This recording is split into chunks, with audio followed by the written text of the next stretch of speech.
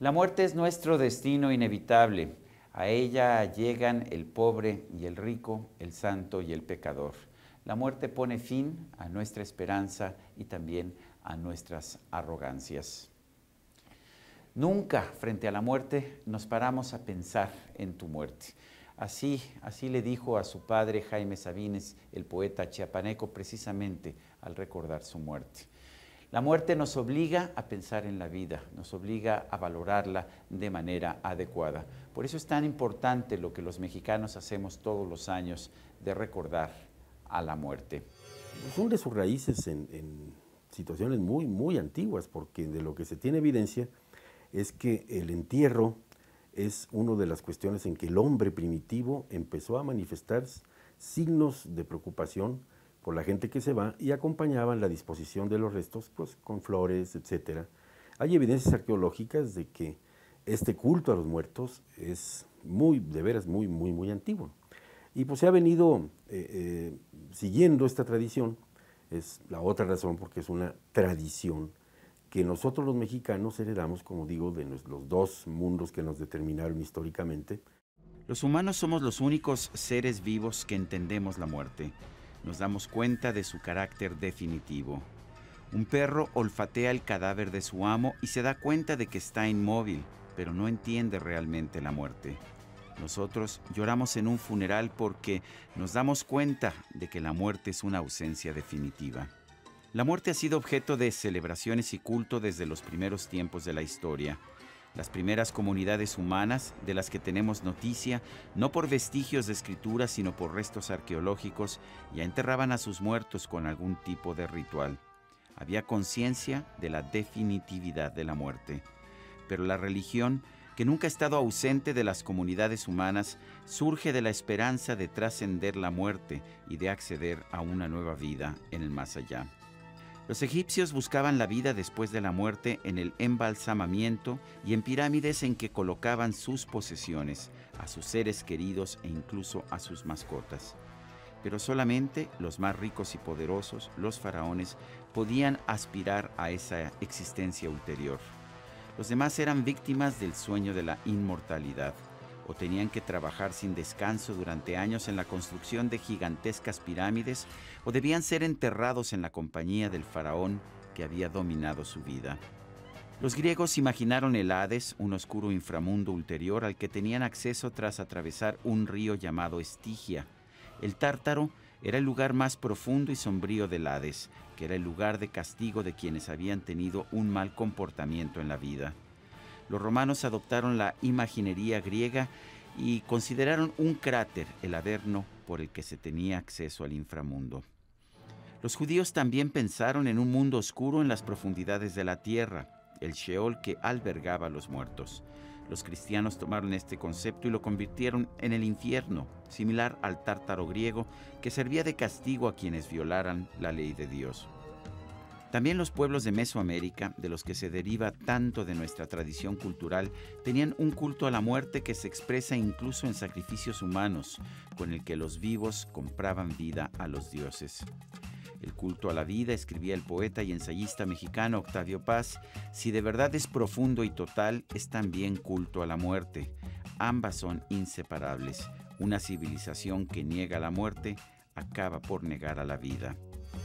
Octavio Paz, para el caso de México, decía que el hombre en México se burla de la muerte, es un decir. Más bien toda esta serie de festejos lo que reflejan es, en el fondo, un gran temor a morir y un gran respeto por la muerte, ¿no? Entonces, no es tanto que sí, que la calaca esto y que los muertos y que todo es festivo y el baile de las calaveras y la escena de la pulquería, el grabado de posadas, ¿no? Parece una fiesta en donde prevaleciera el festejo, pero yo creo que en el fondo lo que hacemos los mexicanos es un poco tapar con estas tradiciones el natural temor que le tenemos a la muerte. Durante milenios los seres humanos hemos preservado nuestra celebración de la muerte. Culturas muy distintas han hecho siempre una pausa en sus actividades cotidianas con el afán de recordar a los muertos en un propósito de entender la vida. Incluso a veces la muerte se convierte en una broma nerviosa. Lo hacen nuestros vecinos del norte en el Halloween, cuando los niños se disfrazan de todo tipo de personajes y salen a las calles en busca de dulces.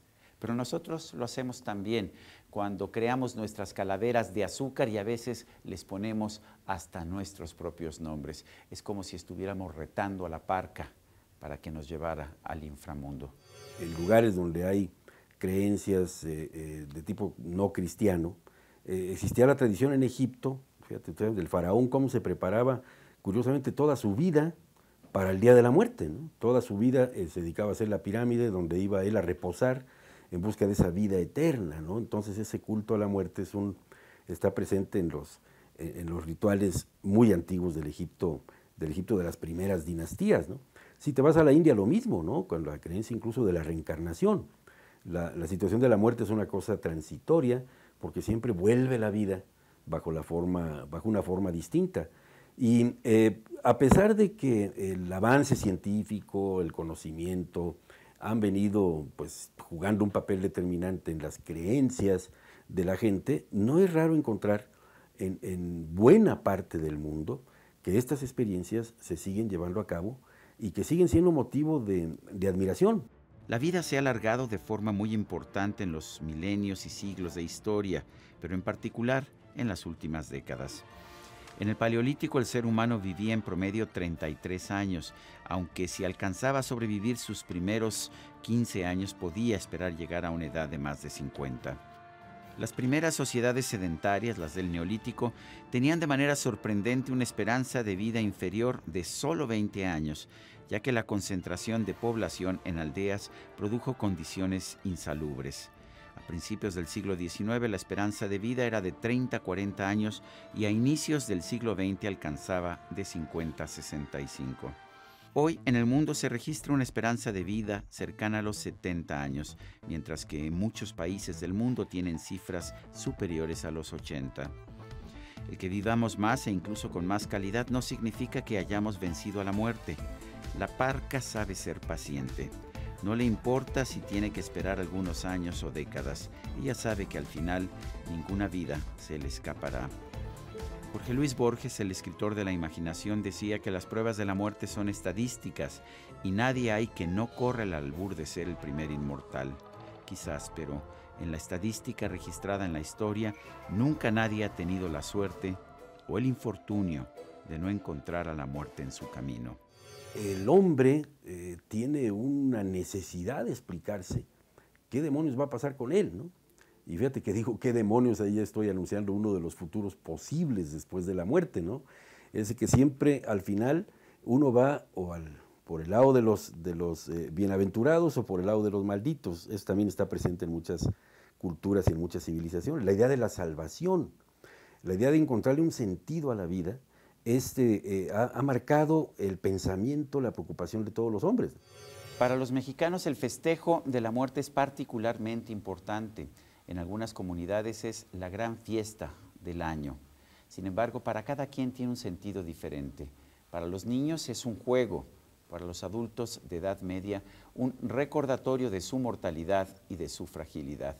Para los ancianos un toque de alerta ante un destino inevitable, pero que pretendemos olvidar en el ajetreo de nuestra vida cotidiana.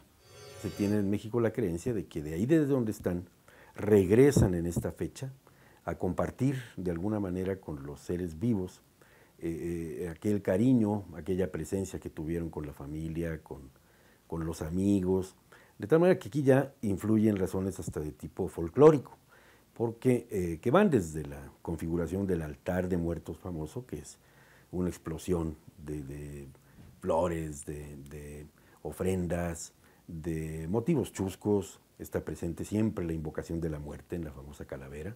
Entonces, si juntamos historia, tradición, folclore, pues estamos viendo que pertenece al mundo de lo social mexicano una fiesta que para nosotros es muy importante.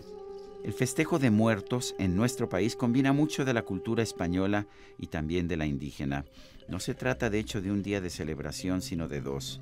El 1 de noviembre, los mexicanos hemos heredado de los españoles el festejo del Día de Todos los Santos. Esta es una celebración cristiana para el conjunto de los santos y los mártires, que se ha extendido a los fallecidos de las distintas comunidades sin importar su comportamiento en la vida. En México se ha convertido en el Día de los Muertos Chiquitos, los niños que al morir van al purgatorio. El Día de los Fieles Difuntos, el 2 de noviembre, es una celebración católica para todos aquellos que han fallecido. Como muchas otras celebraciones, esta tiene también raíces paganas. En muchas comunidades de la antigüedad se pensaba que los muertos regresaban a la vida en esta fecha o en otra similar. En México hemos conjuntado estos dos festejos católicos y los hemos unido a celebraciones indígenas. Los pueblos prehispánicos tenían una amplia serie de festejos para recordar a los muertos que duraban un mes completo. Mictecacihuatl era la dama de la muerte que presidía estas celebraciones. Los guerreros conservaban como premio los cráneos de sus enemigos muertos, como esa calaverita de dulce que hoy es la delicia de los niños. Las fiestas indígenas se fusionaron con las celebraciones españolas después de la conquista. Hoy vemos una mezcla inseparable de las dos tradiciones. Es difícil distinguir lo indígena de lo español. Los festejos en Mixquic y en Janitzio están marcados de un tono indígena, pero también tenemos las tradicionales representaciones del Don Juan Tenorio, una obra de teatro española. Lo mexicano es en esta tradición como lo es nuestra raza, una función inseparable de dos culturas. Yo creo que es bueno que de pronto en medio de la juventud, en medio de la edad adulta, digamos, a ver, momento, va a llegar un momento en que vamos a dejar de existir, que vamos a morir. Y esta reflexión es la que a nosotros los mexicanos nos llega con particular énfasis cada 2 de noviembre. A final de cuentas estamos preservando tradiciones que se remontan miles de años en nuestra historia. Las primeras ceremonias de las comunidades humanas fueron después de todo funerales en honor de aquellos que habían perdido la vida en batalla o en el campo. No hemos cambiado mucho en realidad desde entonces. Seguimos teniendo estos funerales, seguimos recordando a nuestros muertos porque seguimos teniendo temor a lo que viene después de la vida. Nos damos cuenta de que al final la vida es un simple preludio para la muerte. Yo soy Sergio Sarmiento y esto es 13 en Libertad.